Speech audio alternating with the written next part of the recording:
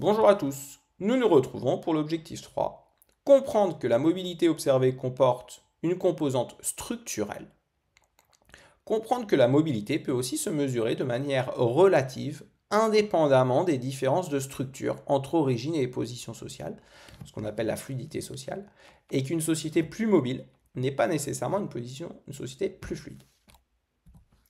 La mobilité totale, qu'on appelle aussi mobilité observée ou mobilité brute, c'est la mobilité qui est mesurée dans la réalité et qui est traduite dans l'étape de mobilité. Mobilité observée, mobilité totale, mobilité brute, ce sont trois synonymes.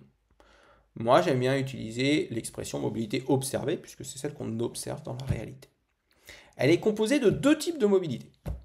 La mobilité nette et la mobilité structurelle. La mobilité nette, c'est le choix des individus, l'effort de l'individu, par exemple à l'école, son travail, etc. Je deviens cadre, mon père était ouvrier, comme j'ai beaucoup travaillé à l'école, comme j'ai décidé d'aller à l'université pendant 5 ans, j'ai beaucoup étudié, j'ai eu mes diplômes, j'ai réussi à devenir cadre parce que j'ai plus travaillé que les autres à l'école. Et la mobilité structurelle, qui résulte des évolutions de la structure socio-professionnelle. Ici, ce n'est pas un choix de l'individu, c'est la société qui va me l'imposer. Par exemple, mon père était agriculteur, j'ai envie de devenir agriculteur comme mon père. Problème, il y a beaucoup moins d'agriculteurs aujourd'hui qu'à l'époque de mon père. Donc il n'y a pas assez de métiers pour tous les fils d'agriculteurs dans l'agriculture. Tous les fils d'agriculteurs ne peuvent pas devenir agriculteurs, c'est mathématique, puisqu'il y a moins d'emplois à l'époque des fils qu'à l'époque des pères. Donc je suis fils d'agriculteur, je veux devenir agriculteur, mais il n'y a pas d'emploi pour moi, donc je vais être obligé de travailler dans un autre domaine que l'agriculture. Je vais peut-être devenir employé, ouvrier, profession intermédiaire, mais ce n'est pas mon choix. C'est imposé par la société puisqu'il n'y a plus d'emploi pour moi. Et c'est ce qu'on appelle la mobilité structurelle. C'est l'évolution de la structure socio-professionnelle. Exemple, la baisse du nombre d'agriculteurs, la hausse du nombre de cadres, etc. On y reviendra plus tard lors du dernier objectif. Donc la mobilité totale, la mobilité observée, possède deux composantes. La mobilité nette, le choix des individus, et la mobilité structurelle, qui résulte de l'évolution des structures socio-professionnelles.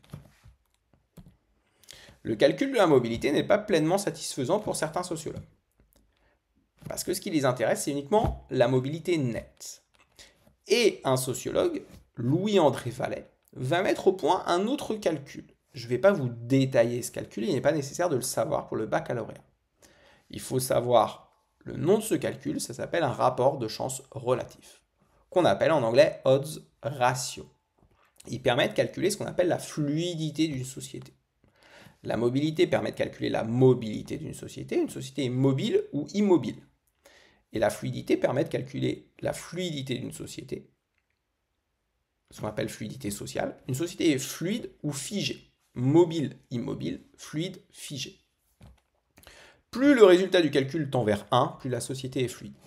Plus le résultat de ce calcul est élevé, plus la société est figée.